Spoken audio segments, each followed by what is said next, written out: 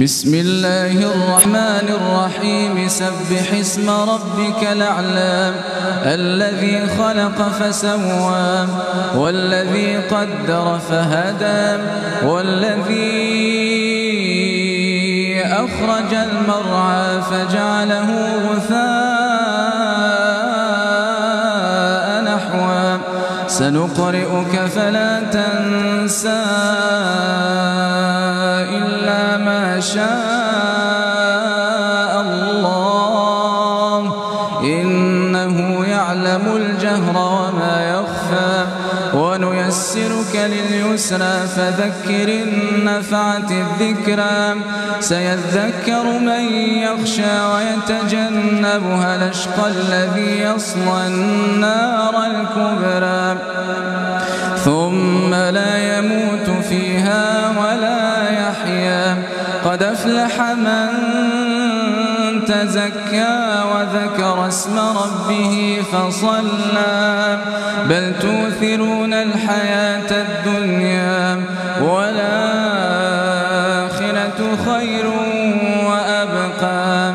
إن هذا لفي الصحف الأولى صحف إبراهيم وموسى بسم الله الرحمن الرحيم هل أتاك حديث الغاشية وجوه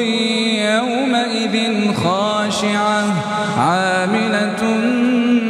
ناصبة تصلى نارا حامية تسقى من عين آنية ليس لهم طعام إلا من ضريع لا يسمن ولا يغني من جوع وجوه يومئذ ناعمة لسعيها راضية في جنة عالية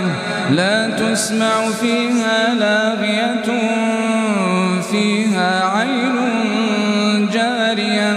فيها سرر مرفوعة وأكواب موضوعة ونمارق مصفوفة وزرابي مبثوثة أفلا ينظرون إلى الإبل كيف خلقت وإلى السماء كيف رفعت وإلى الجبال كيف نصبت وإلى الأرض كيف سطحت فذكر إنما أنت مذكر لست عليهم بمسيطر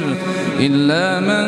تولى وكفر فيعذبه الله العذاب الأكبر